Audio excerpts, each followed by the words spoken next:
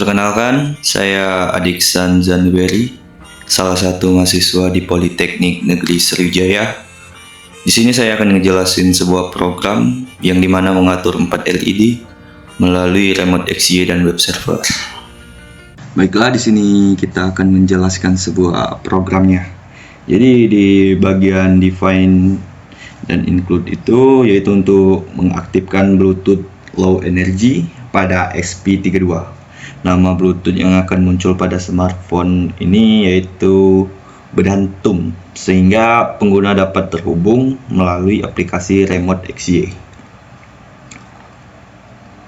Kemudian ada bagian inisialisasi Wi-Fi dan web server, yaitu library ini digunakan agar SP32 dapat terhubung ke jaringan Wi-Fi dan membuat halaman web yang dapat diakses melalui browser. Dan bagian ini untuk menyimpan nama Wi-Fi dan password yang digunakan SP32 untuk terhubung ke internet. Kemudian Wi-Fi server ini untuk membuat web server pada port 80, yaitu port standar untuk halaman web. Kemudian ada inisialisasi LCD dan OLED, include digunakan untuk mengendalikan LCD I2C dan OLED sebagai media tampilan informasi sistem. Dan di bagian liquid crystal itu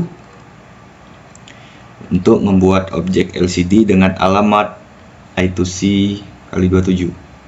Kemudian ada fluid read, yaitu gunanya untuk membuat objek OLED berukuran 128 x 64 pixel.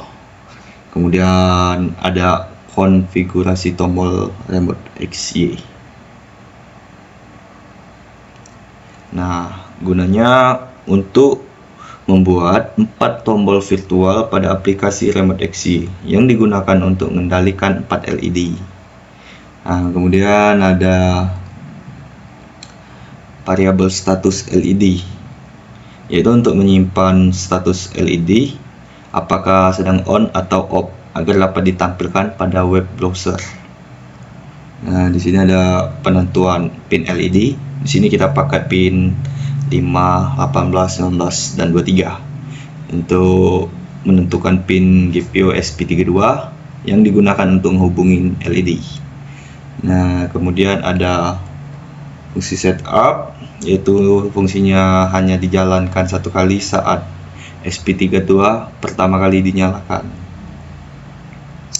Kemudian ada serial monitor, yaitu untuk mengaktifkan komunikasi serial untuk melihat informasi dan program.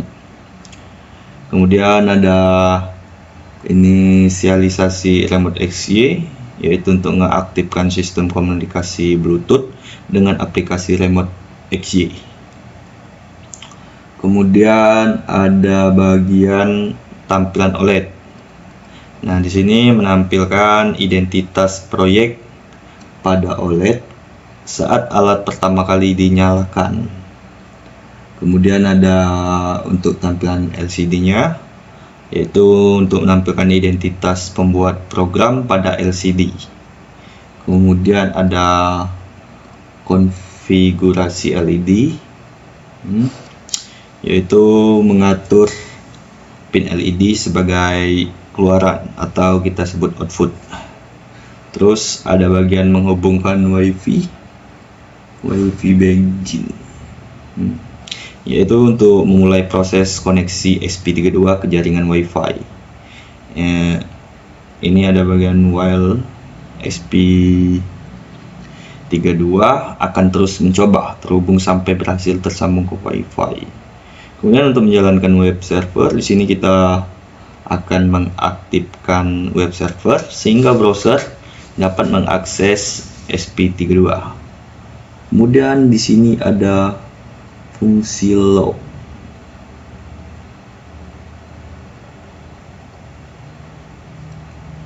yaitu fungsi ini untuk berjalan terus-menerus selama SP32 hidup.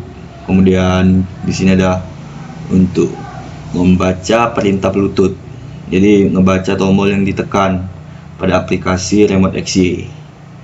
Terus di sini ada bagian mengendalikan LED digital white, yaitu untuk tombol saat aplikasi aktif maka LED akan nyala, dan sebaliknya jika tidak maka LED akan mati.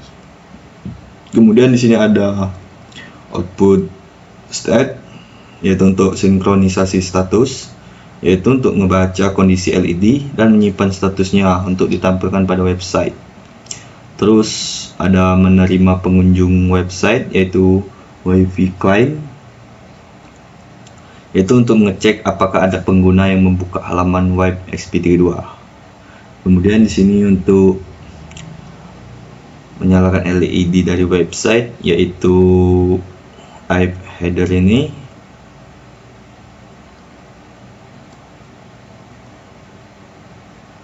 yaitu untuk memberikan tegangan LCD sehingga LED menyala.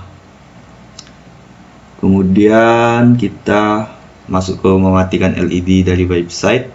Jadi jika pengguna menekan tombol off pada website maka LED akan mati. Kemudian di sini kita menampilkan status di LCD dan OLED.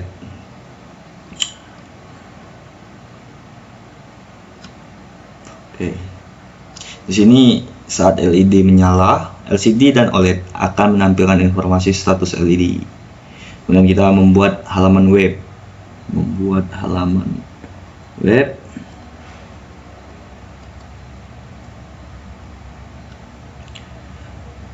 Jadi program membuat halaman web menggunakan bahasa HTML. Nah, jadi kesimpulannya gini, program ini kita buat dari XP32 sebagai pusat kendali.